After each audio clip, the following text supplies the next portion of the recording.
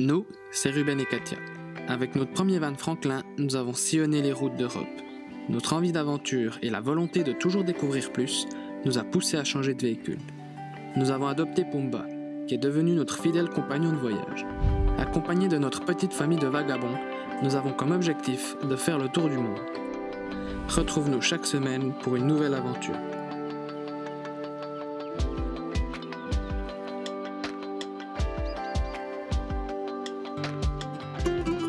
Cette semaine, nous avons pris la route en direction du lac de Hafnourir. Pour s'y rendre, il faut emprunter la route touristique des Cèdres, la route P7217. En traversant les forêts de cèdres, nous avons pu à nouveau croiser quelques colonies de singes, beaucoup plus craintifs et moins habitués aux humains que ceux du dernier épisode. Situé dans le Moyen Atlas, à une altitude de 1800 mètres, le lac de Hafnourir est réputé pour l'observation des oiseaux migrateurs. Étions-nous à la bonne époque de l'année pour observer quelque chose? Puisqu'il y a très peu d'informations à ce sujet, nous n'avions aucune idée sur quoi nous allions tomber. Nous avons pu observer quelques tadornes casarcas, des foulques macroules, des cigognes blanches et beaucoup de canards colverts. Bien sûr, nous avons aussi pu observer des troupeaux de moutons, des chevaux et quelques vaches appartenant aux berbères vivant dans la région.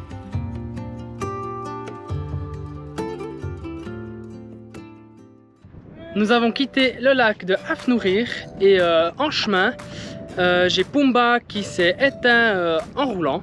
Donc je me suis mis sur le bas-côté et j'ai senti une odeur de brûlé.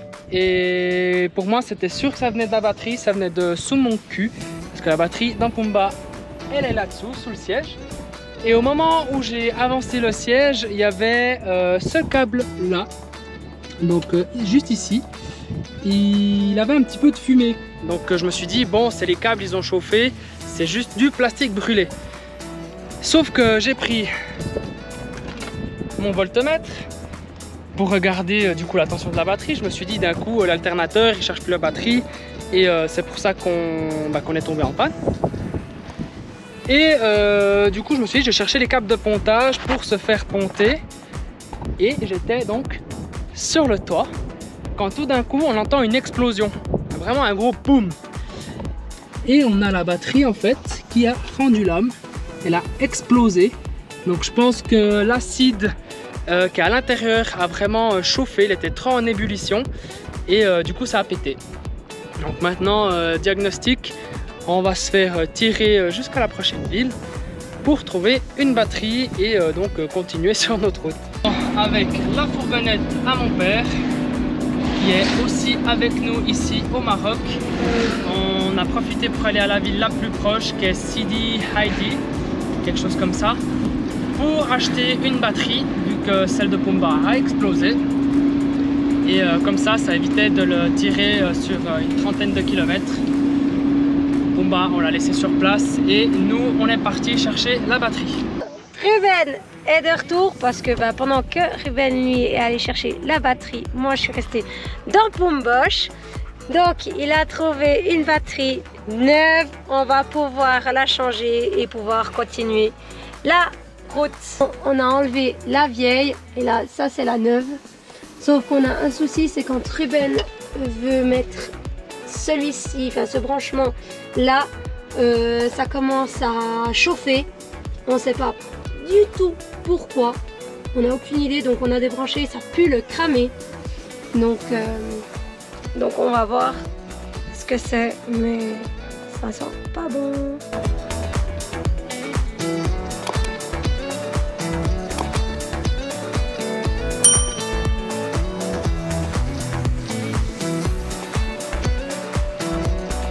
Bon, il faut quand même que je vous la raconte celle-là.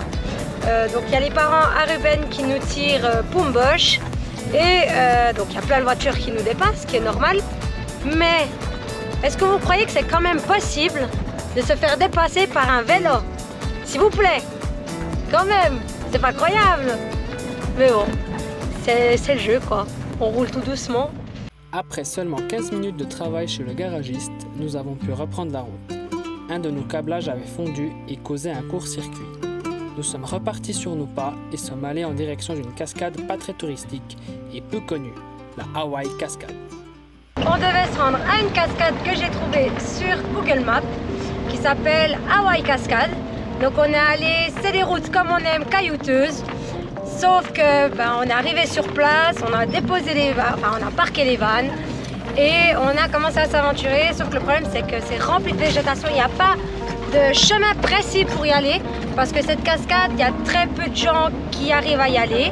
Il faut vraiment être un bon baroudeur expert pour réussir. Donc on a décidé de retrousser chemin et d'aller ailleurs. Mais on vous mettra des photos pour vous montrer comme c'est quand même magnifique. C'est dommage. Mon cœur, je crois qu'il a pris un gros coup là. On roulait sur la route normale, tranquille, à vitesse, voilà, on va dire tout à fait correcte. Jusqu'au moment où on a 3 gosses qui se foutent en plein milieu de la route et qui ne bougent pas. Ruben, il a mis l'alarme parce que vu qu'on a un véhicule, un ancien véhicule des pompiers, on a quand même gardé l'alarme, faut se l'avouer. Donc il a activé l'alarme, mais même comme ça, ils n'ont pas bougé. On a dû planter les freins. Mais mon cœur, il a pris un coup. Hein. Je crois que mon cœur, il va pas tenir tout le long de ce voyage.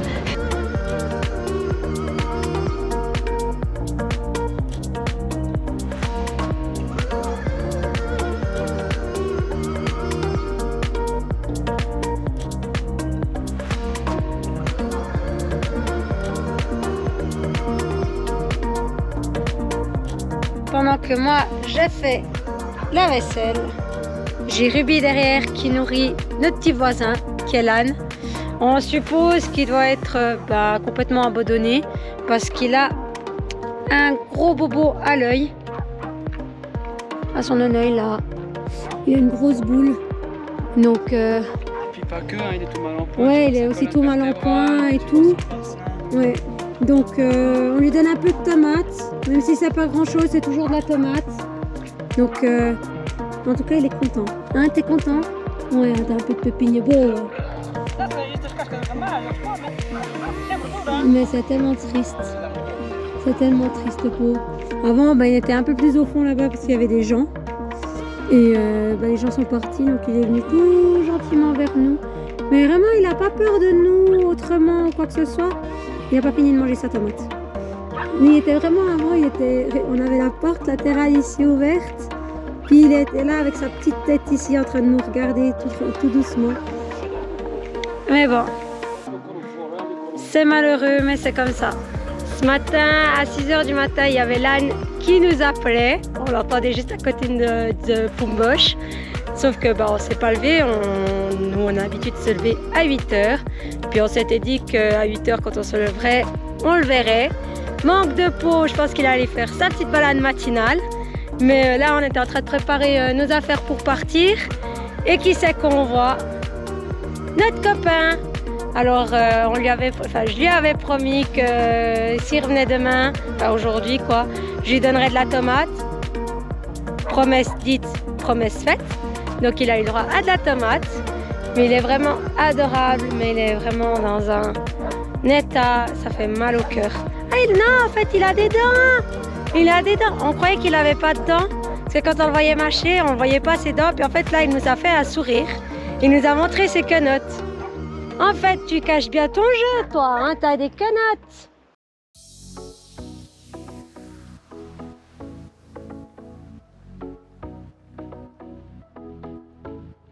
On est hyper heureux.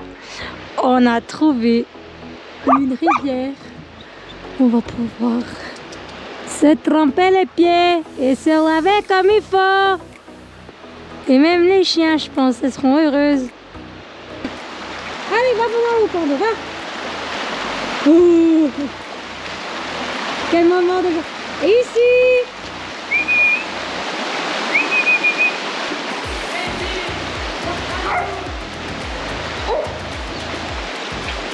Nanou.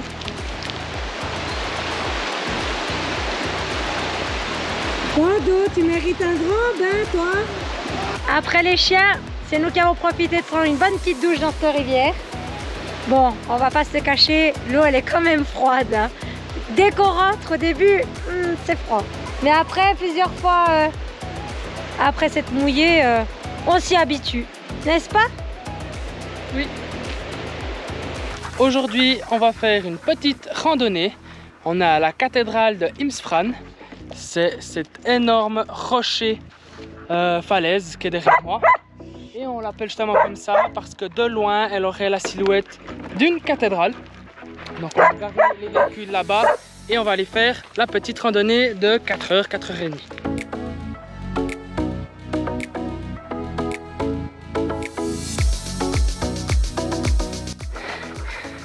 Alors? Je suis morte. Pourtant on n'est qu'au début, on va marcher qu'une demi-heure. Par contre, c'est super beau quand même. Petit chemin comme ça. Et puis on commence à prendre de la hauteur. Je pense que dès qu'on arrivera vraiment plus haut que les arbres, on va avoir une super vue.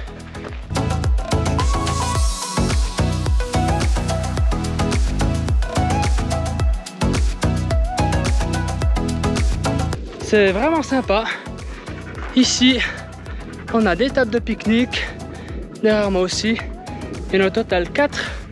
Et franchement, c'est un endroit sympatoche pour faire des petites grillades, manger un petit sandwich. Pour faire une halte, franchement, c'est vraiment bien fait. Et en plus, superbe vue, les montagnes là-haut et tout. Trop beau. Je dois avoir une tête qui est rouge comme une tomate. Je suis la dernière de l'équipe à être derrière.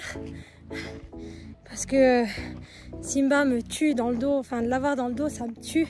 Ça me fatigue plus qu'autre chose. Alors, je l'ai mis en détaché. Il avance bien le petit père, même mieux que l'autre fois. Donc, je vais à son rythme, et puis au moins, moi je prends bien des bonnes respirations. Comme ça, je suis pas fatiguée. Et puis, je suis tranquille.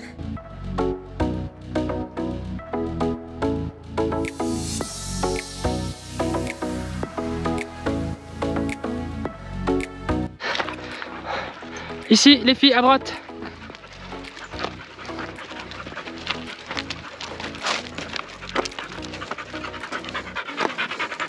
Hop, hop, hop.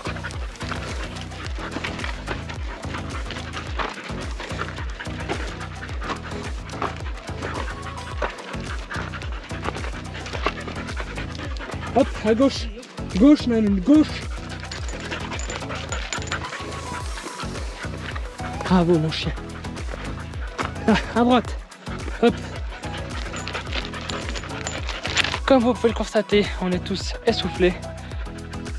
Les filles ont chaud. J'ai chaud. C'est de loin la randonnée la plus difficile qu'on a fait. Là, je fais une petite pause au pied d'un arbre, à l'ombre, histoire de récupérer un petit peu. On est quoi, à 1500 mètres d'altitude. On doit aller presque jusqu'à 1900. On a encore un petit peu de montée.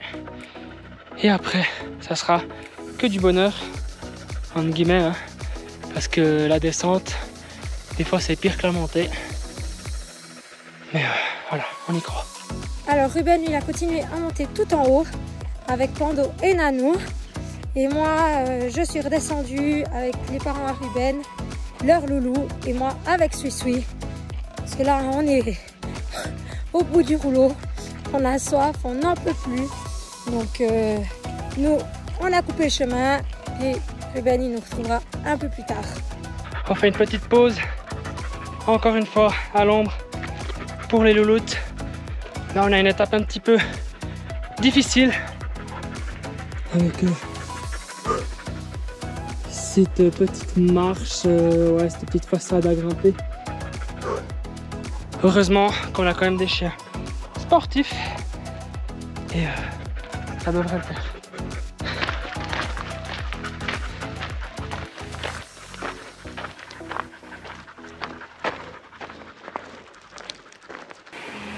Bon, nous on est arrivé à la rivière, donc c'est le point où on doit attendre Ruben.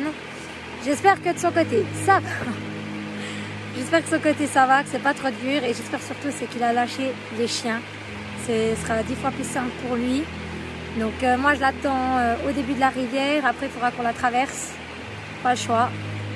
Par contre il fait chaud, c'est horrible, horrible. Mais c'est super beau comme point, super beau comme point.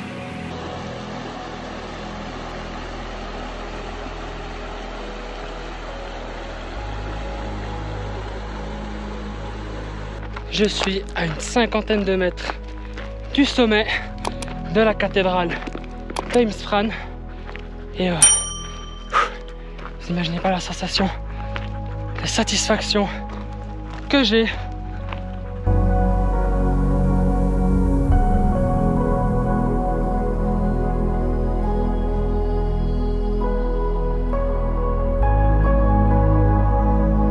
Bon, je n'ai plus de batterie sur mon matériel et du coup, je filme avec le téléphone pour vous dire que je suis bien arrivé au sommet et que c'était juste fantastique. Il y avait 4 randonneurs là-haut, super sympa.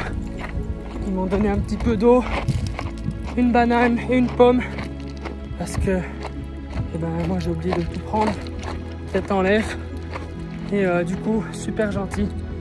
Ça m'a un petit peu donné des forces. Les filles, elles vont bientôt avoir de l'eau aussi. On va pas tarder à se rapprocher de la source, de la rivière. Je vous retrouve plus bas.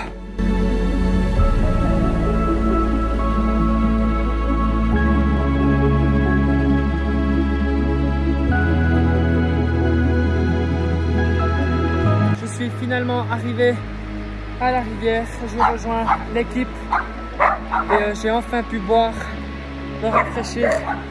C'était vraiment dur ces derniers kilomètres, mais j'ai réussi.